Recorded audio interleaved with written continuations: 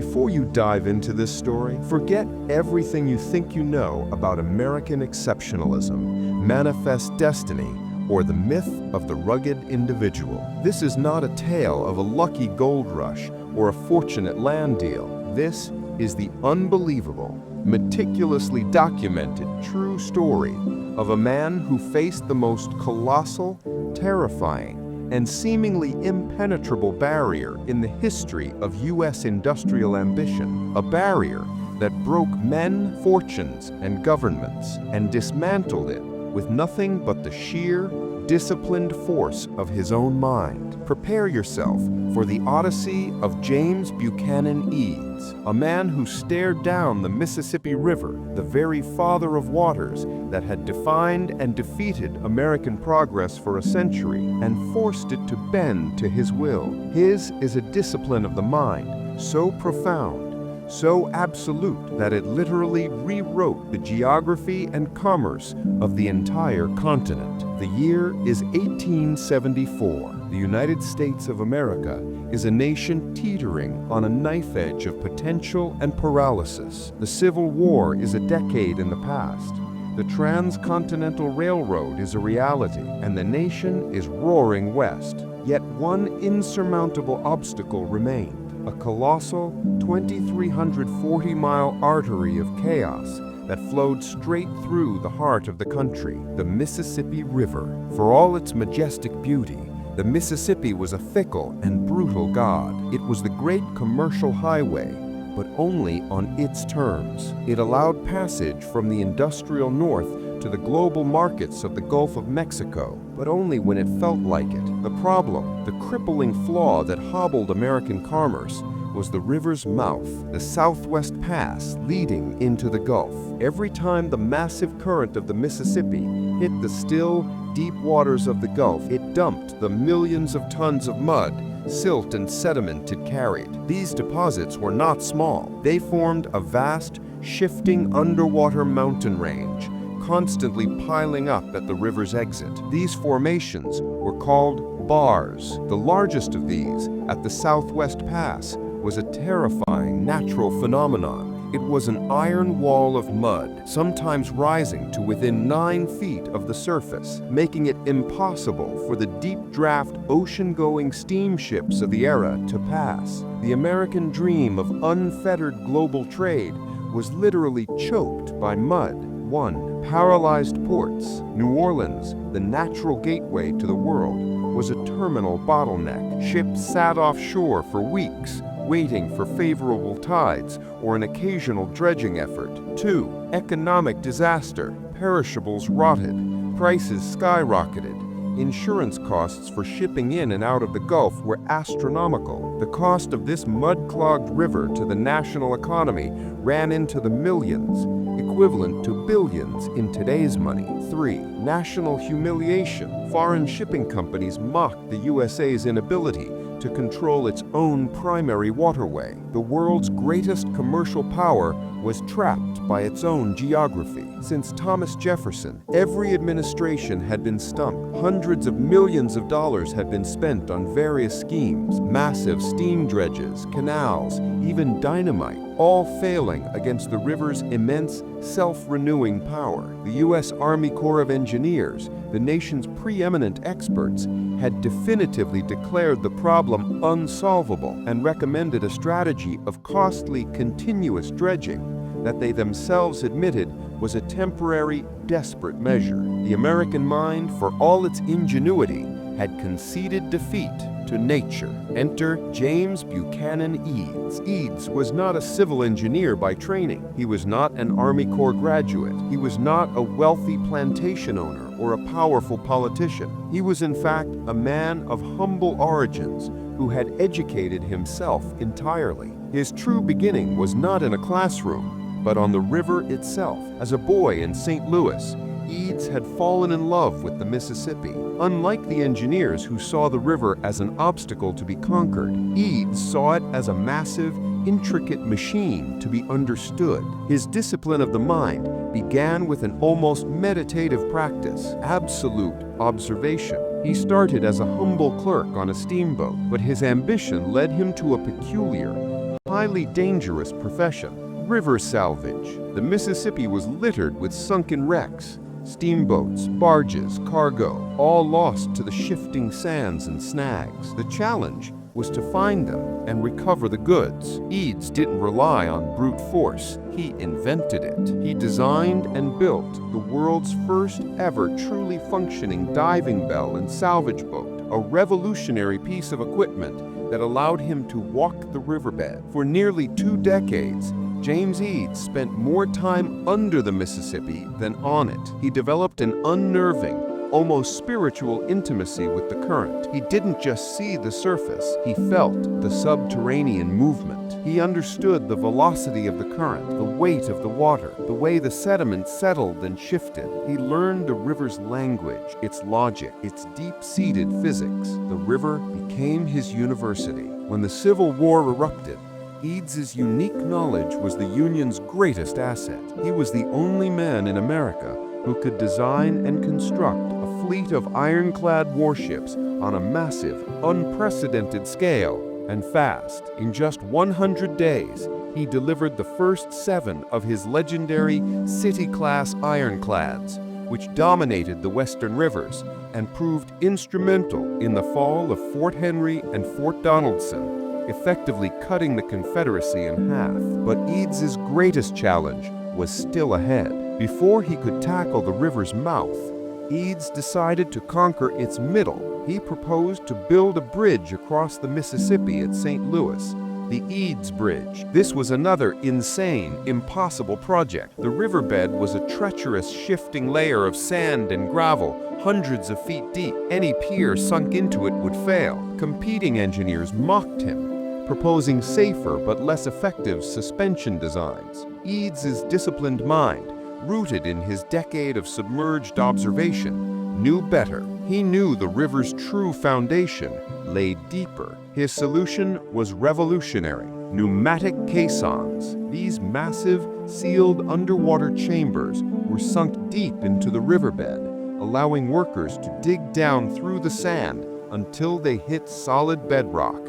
In some cases, 100 feet down. The pressure inside was enormous. The construction of the Eads Bridge was a harrowing crucible of mental and physical discipline. The workers suffered terribly from what we now know as caisson disease, or the bends, a debilitating, often fatal condition caused by ascending too quickly from high pressure. But Eads, who worked alongside his men, insisted on an unwavering commitment to his calculated, disciplined approach. He forced engineers to rethink everything about underwater construction. Against every prediction, the Eads Bridge was completed in 1874. It was a marvel of the world, the first major bridge to use steel as a primary construction material, a daring triple-arch structure that still stands today. Having established an unassailable reputation, having conquered the river god's waste, Eads turned to its throat, the Southwest Pass. In 1874, Eads approached Congress with a plan that was met with ridicule, outrage, and deep-seated skepticism. The U.S. Army Corps of Engineers had been advocating for continuous, expensive dredging. Eads proposed an entirely different solution, a brilliant, counterintuitive act of mental judo. He would not fight the river. He would work with its power. A jetty is essentially a submerged wall or dike built out from the riverbanks. Eads planned to build 2 lines of jetties, extending the banks of the river out into the Gulf. The discipline in this design was a masterpiece of applied physics. 1. The funnel. The jetties would narrow the mouth of the river. 2. The velocity trap. By narrowing the channel, the jetties would increase the velocity of the water flowing between them. 3. The self-dredger. This faster current would gain the necessary power to scour the channel floor, naturally picking up and carrying the heavy silt and mud deposits past the jetties and dumping them far out into the deep waters of the Gulf, where they would never obstruct navigation. The river itself, Eads insisted, would become its own eternal, self-sustaining dredge. His proposal was not just a technical solution, It was a profound act of mental discipline. It required him to dismiss the conventional wisdom, to trust his own singular, submerged knowledge, and to embrace a system that appeared to defy all previous attempts. The congressional debate was brutal. The powerful Army Corps lobbied aggressively against him, viewing Eads as an upstart. They argued that his jetties would be destroyed by the powerful Gulf storms, or that the silt would simply pile up at the end of the jetties, moving the problem, not solving it. Eads's mind was his weapon. He was a master of detail, a repository of 2 decades of intimate river data. He did not engage in political mudslinging. He presented an unassailable, logical argument rooted in observable facts. He bet his entire reputation and his personal fortune on the discipline of his unique insights. He secured the contract, but with an unprecedented stipulation, a testament to the lack of faith in his plan. He would not be paid a single dime until he had created and maintained a permanent ship channel of at least 20 feet deep. Eads accepted. He would fund the entire massive project himself. The construction of the jetties at the Southwest Pass was an epic struggle against nature. The site was remote, exposed to hurricanes, and the conditions were brutal. But Eads, a man whose mind was the most powerful engine on the project, was relentless. He did not use stone or concrete, which were too expensive and inflexible. Instead, he pioneered the use of a construction technique involving massive woven willow mattresses, sunken and weighted with rock, a flexible, resilient foundation that could shift with the river and the storms. The world watched, skeptical. The Corps waited for his inevitable failure. Then, the miracle began. As the willow mattresses and rock sank into the channel, the current between the new banks began to accelerate. The river, following the laws Eads had mastered, began to do the work. The bottom of the channel began to drop. By 1876, the depth had increased from 9 feet to 14 feet. By 1877, it reached 20 feet. By 1879, it reached an astonishing, previously unimaginable 30 feet. The iron wall of American commerce was gone. It was replaced by a deep, navigable, self-scouring passage that was permanent and required almost no dredging. The economic impact was immediate and staggering. Shipping insurance rates plummeted. Cargo traffic surged. New Orleans was instantly transformed into one of the world's great global ports. The Mississippi, the great paralyzer, became the great ununifier. Eads had not just built a structure. He had permanently disciplined a force of nature using the ultimate discipline of his own mind. Conclusion: the legacy of mental sovereignty. James B. Eads' victory over the Mississippi stands as one of the most remarkable, yet often overlooked achievements in U.S. history. It was a victory not of political maneuvering or immense resources, but of absolute mental sovereignty. How did he do it? The lesson of Eads' life is the true meaning of mental discipline. 1. Deep immersion over shallow opinion. He rejected the conventional surface-level analysis of the Army Corps. His mind insisted on a decade of total immersion. He lived, breathed, and submerged himself in the problem. True discipline is not speed. It is the courage to go deeper than anyone else. 2. The power of applied observation. His mind didn't just study the river, it understood its laws. He realized that the greatest power for change already existed, the river's own current. The discipline of his mind was not to overpower nature, but to channel it.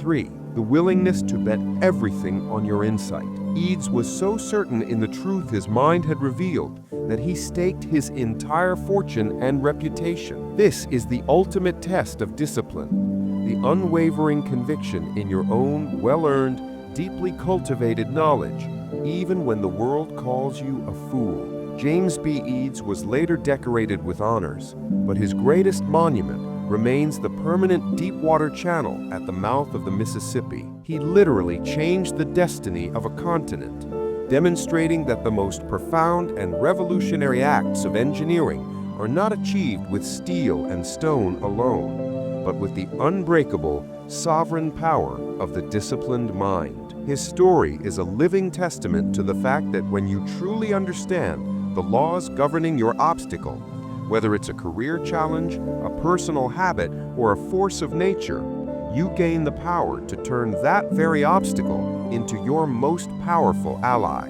The river was not his enemy, it was his tool, wielded by an unbreakable will. If this story touched your heart, make sure to follow. The next story will be even more real, even more powerful.